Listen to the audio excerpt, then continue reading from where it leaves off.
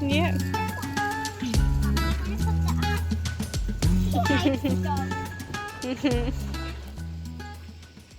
This morning we've got the not so fun job of castrating the calves.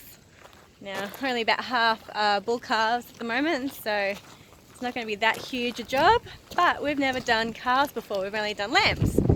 There's a little bit of a size difference, which I'm not looking forward to.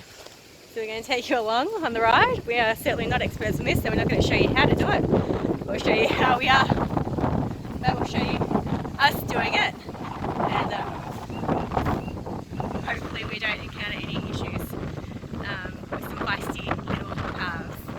A lot of people have been asking us how our calves are doing because I haven't really shown them much over the last few months. That's because we weaned them off about 2 months ago, and they've been out in the pasture rotationally grazing with the two big steers, and they've been doing really well on grass.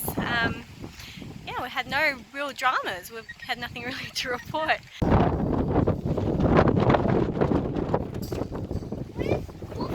Come on, yeah, it's one of them's up there, come on.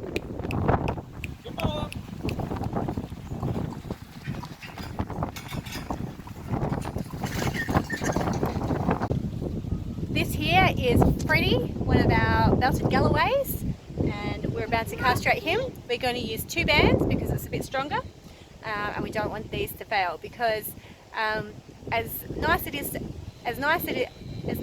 is to have quick growing bulls, they don't fetch as much as at market. They can ruin your fences, and apparently the meat doesn't store as well. So we're going to castrate all our boys. I don't think we want to breed at this stage.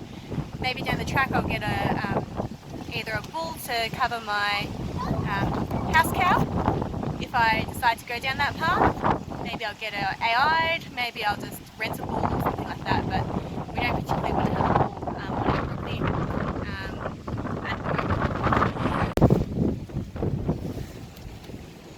moment. Paul's going to do these ones because I don't really want to get kicked. They're both in there, which is good. You're going to have to tug down on the sack. Yeah. That's not too bad. Have you got 2 on or just one at the moment? One. That would have been a good idea. 2 at once. Because you're going to not like it. You can... There you go. It wasn't so bad. The second band on just to make sure. Much easier than we thought. We're putting this off.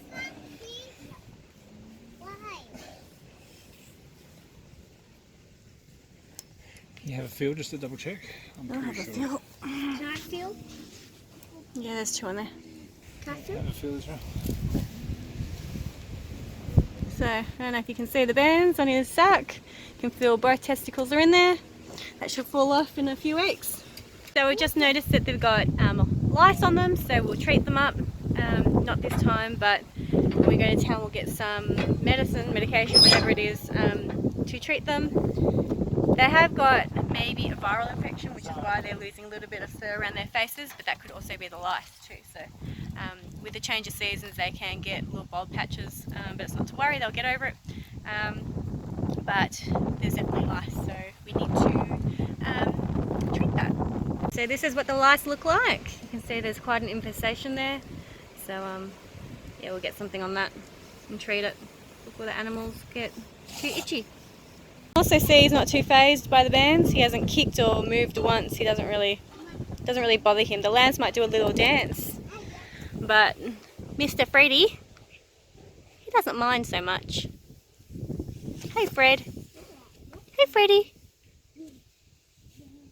Put it under it, Dad. You hang on it. Hang on, Joe.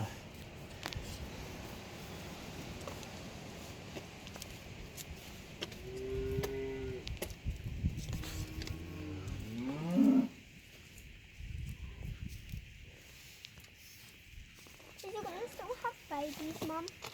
No, they can't have babies now. They can. No. A delivery of dirt. Yeah, they're fine. Joe, you don't need to throw the big rocks out. And Superman, here's some pink. Thanks.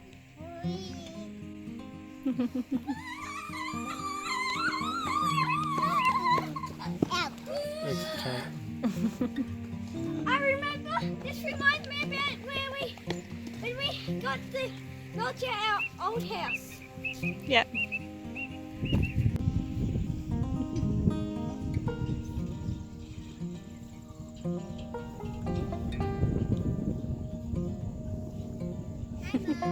Hey.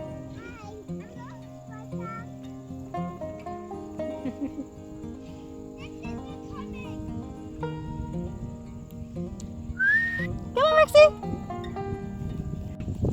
We're going down to the paddock again to get some more wood to make another hugel mound, and hopefully we get a chance to cover it with some dirt, because I also want to get into the orchard and sow some seeds, because we're about to get a week's worth of rain with some decent weather as well thrown in the mix. It's not going to be too cold, and then it's going to fine up again at the end of the week. It's a perfect chance to get these seeds to germinate and grow in my orchard to hopefully drown out some of the weeds. And I've got a bit of forage in there, which I hopefully can chop and drop, because it's got a nice deep taproot, which should mine up some minerals for me, which is great and much needed. So we're going to pop down, get some wood, and then I'll go over to the orchard. Just found a couple of frogs underneath this log. Hey froggies! They're different. It's nice to see you.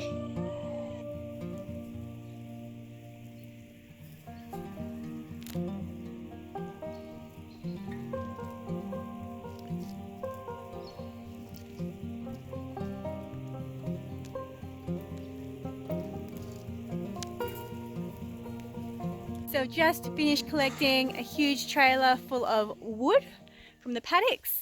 We're clearing it for hay, our first time haying, and we just want to make sure that it's all clear so we don't break the haying machines and stuff. And then we're going to make the second hugel culture row. So that's the first one that we did. We'll cover that with dirt so it can start to break down. We're going to leave a pathway. You can see where it's kind of cleared. There we are. And then in front of it we're going to put another row. I think what we're going to do is hugel culture this steep bit and just make tiers. And then on this side it's fairly flat. Whoop, spin you around. This side's fairly flat, so we might just mulch that and maybe try and level it out over time with some more mulch. And yeah, hopefully that works. So I've got another row half done.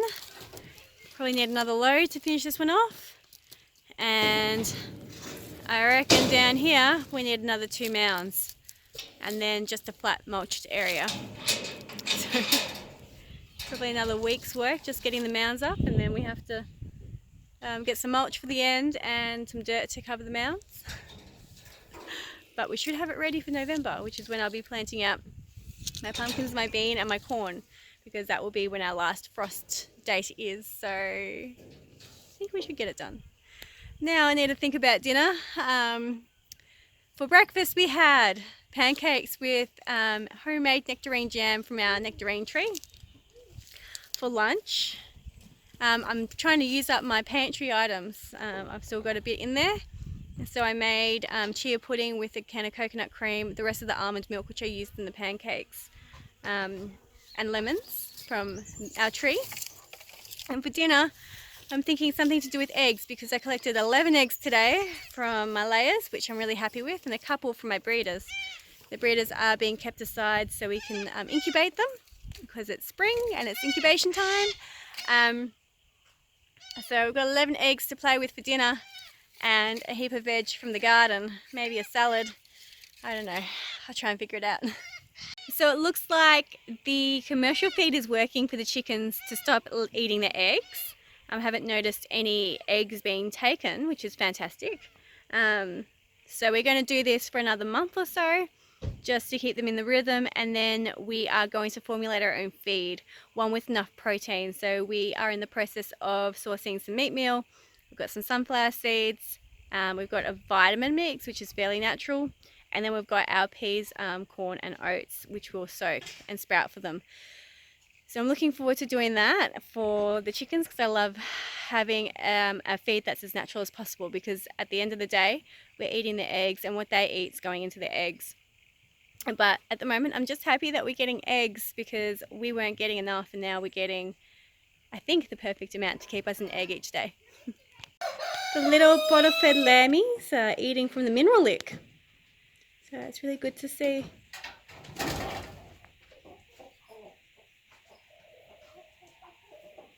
I had no idea what I was going to cook for dinner. I knew eggs wasn't going to be enough. So I sat on my butt for about 20 minutes scrolling the internet for ideas, and I came up with some dal. I've got some lentils in the cupboard, I've got enough spices in the cupboard, but I'm going to throw in some celery, some spinach, and some carrots from the garden. Also some garlic, lemon, and coriander from the garden. And I've also got some papadums in the pantry, so I'm going to make some papadums to dip in, because that's always a good enticement for the kids. And I'll also cook an egg to put on top, or a couple of eggs depending how big the person who is eating dinner is. So I've got dinner sorted, so I'm really relieved. I'm going to make enough for my lunch tomorrow, because I'm going to be out from lunch till dinner, going to a cheese course. I'm going to learn how to make Romano cheese and Persian feta cheese. And then hopefully in a few months I'll go to a cheddar cheese workshop, and it is a big one, and a camembert or brie workshop. And that way, once I learn how to make it, I can share my skills with you guys as well. But it will be a little while till I'm confident enough to show you guys how to make cheese. But I'm really excited about learning new skills. So tomorrow is going to be fantastic. and before I go, I get to take home a wheel of Romano cheese that I make, but it has to age, and I get to take home my Persian feta. I love Persian feta. Yum. So I have to make some bread to serve that with, because yes, yum.